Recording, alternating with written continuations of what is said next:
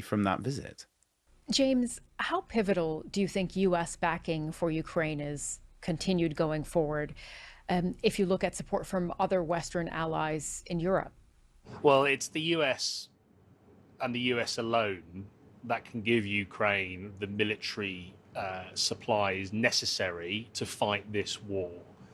We've seen with that delayed support earlier this year just how costly it is for Ukraine. We've seen admissions from the European Union that they've missed artillery shell manufacturing targets. They've admitted, European allies, that they can't plug the gap left by America. And because of America's size, its might, its political influence, other allies look to Washington for political cover when it comes to making their own individual pledges on issues such as supplying tanks or long-range missiles or fighter jets of their own.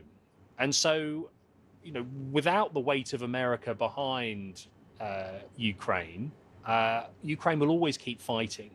But things could go south very quickly. If there were a situation where the U.S. were to drastically reduce or withdraw support completely, how long could Ukraine continue fighting? That is incredibly difficult. That's a difficult one, Sumi. I think it won't be the turning off of taps. There are pledges of billions of dollars that will continue to be delivered. And you see these supplies come across the borders of Poland and elsewhere that go straight to the front lines. But, we could be talking about, it's typically weeks and months where we start to see notable Russian advances when Ukraine runs out of ammunition.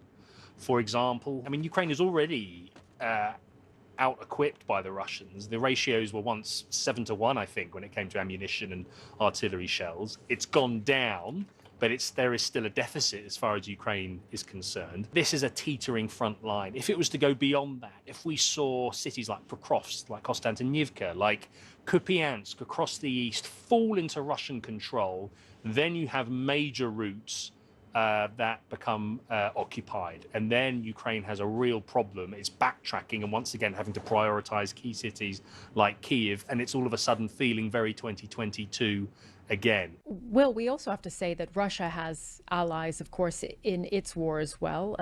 North Korea, China, Iran have all been accused of assisting Moscow militarily.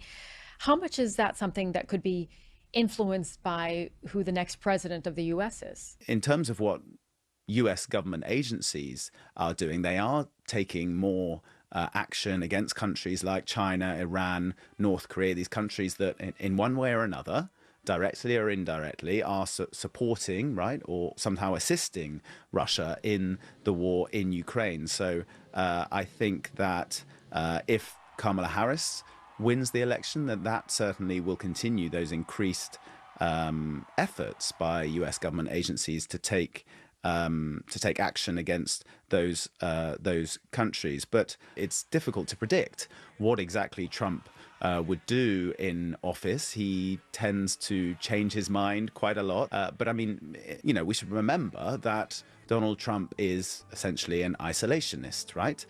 He is very skeptical of global alliances, especially NATO. Kamala Harris is committed to global alliances. So I think the stakes are incredibly high in this election. Really interesting discussion. James, Will, thank you both so much. Thanks, Sumi. Thanks, Sumi.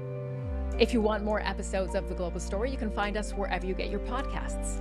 Thank you for watching and goodbye.